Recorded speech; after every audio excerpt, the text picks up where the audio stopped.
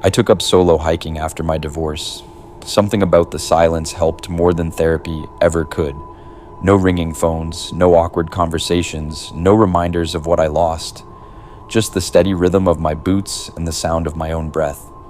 It gave me a sense of control, like I could at least choose which direction I was heading, even if only for a few days at a time. By the time September rolled around, I had already knocked out most of the popular trails near my home in Idaho. That's when I found a lesser-known loop in the Bitterroot Mountains, just over the Montana border.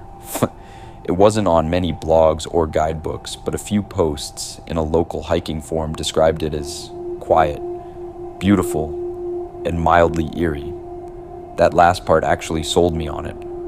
I planned for a 3-day hike. The loop circled around a high ridge and passed through a mix of old pine forest, rock valleys, and a few remote alpine lakes. There were no developed campsites, just wild terrain and primitive markers. Perfect. The first day went smoothly. I parked at a gravel turnout that looked barely used, shouldered my pack, and headed into the trees. The trail was narrow, hemmed in by tall pines that swayed quietly in the breeze. Everything smelled like sap and cold dirt. I didn't see another person for the first 2 hours, and I was completely fine with that. Around mid-afternoon, as I rounded a bend near a dried-up creek bed, I noticed someone ahead of me on the trail. He was maybe 60 or 70 feet up, walking at a steady pace. He wore a red jacket, bright enough to stand out sharply against the trees, and carried a pack about the same size as mine. I figured he was another solo hiker. That wasn't unusual. What was unusual was that he never turned around. Usually, when someone senses you behind them on a trail, especially in quiet woods like these, they glance back, maybe nod, maybe step aside to let you pass. But this guy didn't do any of that. He just kept moving at a fixed pace, never breaking stride, never glancing over his shoulder. Even when I stopped to drink water and resumed, he was still ahead, keeping that same exact distance. It was strange. Not alarming. Not yet. But that night, as I set up my tent just off the ridge, I spotted the red jacket again. He was standing still among the trees, facing away from me. I stood there for a while just staring at him. The trees around him shifted slightly in the wind, but he didn't move. Not a single twitch. His silhouette was almost too still, unnaturally still. It felt like looking at a mannequin placed in the woods. Eventually, I forced myself to look away and focus on setting up camp. I told myself I was being paranoid. Maybe he had just reached his own camping spot. Maybe we just picked the same ridge for the view. But I couldn't shake the feeling that he had stopped there because I had. I kept checking over my shoulder as I pitched my tent and lit my small stove. When I glanced back again, he was gone. That should have made me feel better. It didn't. I didn't sleep well that night. Every rustle of leaves sounded like someone's step. The wind whistled through the branches like low voices. Around 2 a.m., I swear I heard crunching footsteps not far from my tent, but when I unzipped the flap and shined my flashlight into the trees, there was nothing. No red jacket, no one at all. The next morning, I packed up quickly and hit the trail again, moving faster than usual.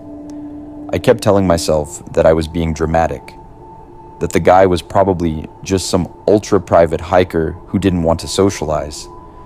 Still, I couldn't shake that image of him standing in the woods, perfectly still, facing away. Around midday, I reached a long stretch of exposed rock that curved around a lake. It was the kind of spot where the trail narrowed and you could see for a good 100 feet ahead. That's when I saw him again. Still that same red jacket. Still the same pace. Still never turning around. Except this time, I was sure I hadn't seen him pass me. There was no alternate trail, no shortcut he could have taken. I'd been moving since dawn. There was no way he'd gotten ahead without me seeing or hearing him. I stopped walking. So did he. Like he was matching me. I waited. So did he. Then I stepped forward, and so did he. That was the first moment I felt something worse than unease. It was dread, heavy and sinking, like something was fundamentally wrong. Whatever, or whoever, this man was, he wasn't just another hiker. And now I wasn't sure I was alone out here at all. By the time the sun started dipping behind the ridge, my nerves were shot.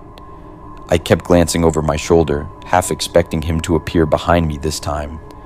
I was deep enough into the loop now that turning back would have taken longer than pushing forward, so I kept moving, faster, more careless, stumbling over roots and rocks. Just before dusk, I came across a small Bakir's clearing with signs of an old campsite. Not official, but worn enough that others had clearly used it. There was a blackened fire ring, some flattened grass, and a shredded piece of tarp, tangled in a tree branch. I decided to stop there for the night.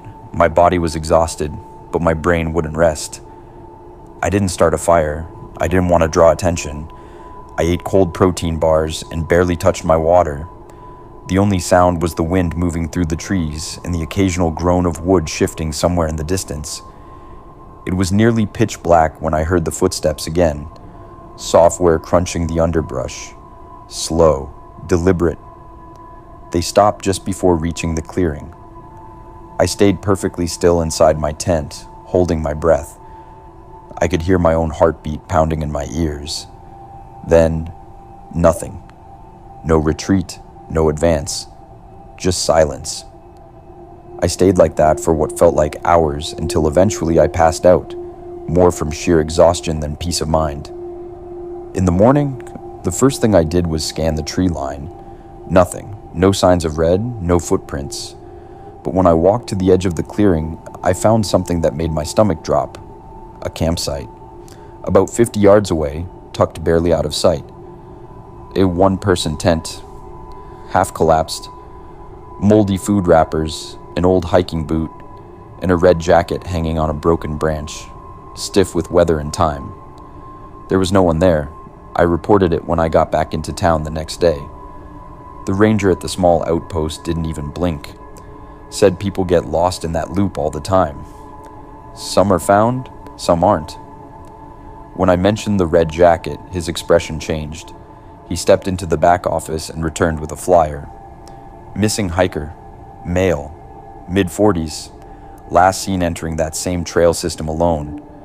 Red windbreaker, dark green pack. The date? 2.5 weeks before I started my hike. I asked if they'd found his body. The ranger just shook his head. Not yet. He said it like he didn't expect they ever would. And the worst part?